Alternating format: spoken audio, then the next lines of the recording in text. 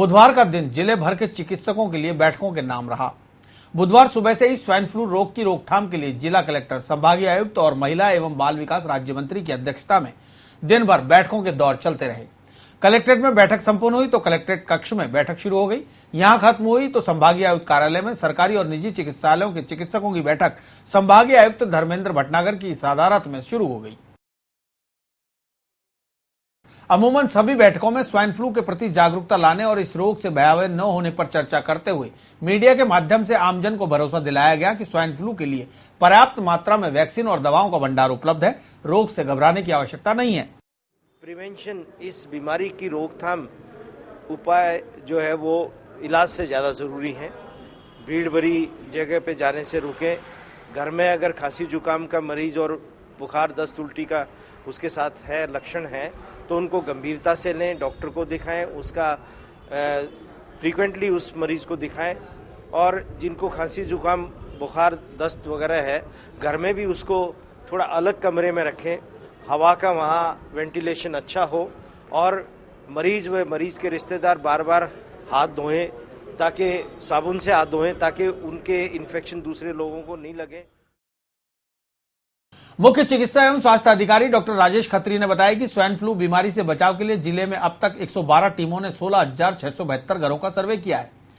सर्वे कार्य में आशा सहयोगिनियों, एएनएम व चिकित्सा विभाग की टीमों द्वारा काम किया जा रहा है। उक्त सर्वे की दैनिक रिपोर्ट भी ली जा रही है। फ्लू के संदिग्ध रोगियों की जांच करवाने के बाद दवाएं मुहैया कराई जा रही हैं, जिससे बीमारी का प्रभावी रोकथाम किया जा सके। इसके अलावा आमजन को जागरूक करने के लिए विद्यालयों, ऑफिस, घरों और बाजारों में प्रचार प्रसार के साधनों के माध्यम से स्वाइन फ्लू से बचाव व रोकथाम के लिए जानकारी, साथ ही एफएम चैनल और स्थानीय केबल टीवी के माध्यम से भी लोगों को जागरूक किया जा रहा है। स्वाइन फ्लू की दृष्टि से अभी प्रातः तक की स्थिति जो है ये 29 पॉजिटिव केस हैं, जिसमें से 14 मृत्यु हैं सुबह तक और 8 केस अवेटिंग में है। इनका परिणाम आना बकाया है। बाकी अभी कलेक्टर साहब के यहाँ पे बैठक थी, उसके अंदर सभी निर्देश, आवश्यक निर्देश दिए गए हैं। दवा की उपलब्धता भी सुनिश्चित की गई है और सारी स्थिति पर पूरी निगरानी रखी है। ग्रामीण क्षेत्रों और जिला चिकित्सालयों सहित सीएचसी और पीएचसी पर कार्यरत चिकित्सक आईएलआई के मरीजों को भी संदिग्ध स्वाइन फ्लू का मरीज मानते हुए जेएलएन अस्पताल रेफर कर रहे हैं। इस प्रवृत्ति पर रोक लगाने के लिए बुधवार को जिला कलेक्ट्रेट कार्यालय के सभागार में महिला एवं बाल विकास राज्य मंत्री अनीता बघेल की अध्यक्षता में चिकित्सकों की बैठक आयोजित की गई। लोग जागरूक रहें और इस प्रकार के छोटे छोटे यदि उपाय कर लें तो हम इस गंभीर बीमारी को रोक सकते हैं, उसकी रोकथाम कर सकते हैं। इन सब विषयों को लेकर के चर्चा हुई है।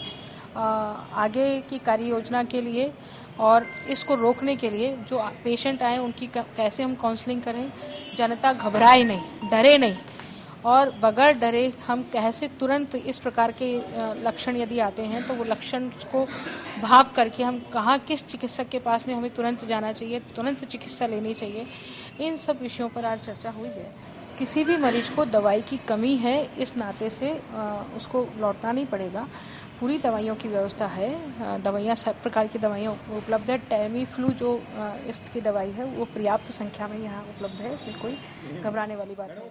बैठक में अतिरिक्त जिला कलेक्टर किशोर कुमार ने चिकित्सकों को कहा कि वे केवल सी कैटेगरी वाले मरीजों को ही अजमेर रेफर करें। जो पीएमओ और जिला चिकित्सालय अधिकारी अपने हॉस्पिटल में आइसोलेशन वार्ड शुरू नहीं करेगा, उसके खिलाफ कड़ी कार्रवाई की जाएगी। बैठक की जानकारी देते हुए किशोर कुमार ने बताया कि संभाग का सबसे बड़ा जेएलएन अस्पताल 1300 बेड वाला अस्पताल है। यहाँ ना तो दवाइयों की कमी है और ना ही चिकित्सकों की। स्वाइन फ्लू के प्रभाव को देखते हुए इमरजेंसी में भी सभी दवाएं उपलब्ध हैं। साथ ही ऑपरेटर और जांचकर्मी भी पूरी मुस्तैदी के साथ अपने काम को अंजाम दे रहे हैं। रोग को बढ़ने से पहले ही खत्म कर दिया जाएगा। जो हमारा जेएलएन हॉस्पिटल है 1300 बेडेड हॉस्पिटल है, प्रदेश का काफ़ी बड़ा हॉस्पिटल है। तो यहाँ पे जो आसपास के जिलों से स्वाइन फ्लू के केसेज आ रहे हैं उनको देखने के लिए और उनको अच्छी तरीके से हैंडल करने के लिए चिकित्सकों की टीम भी गठित की गई है।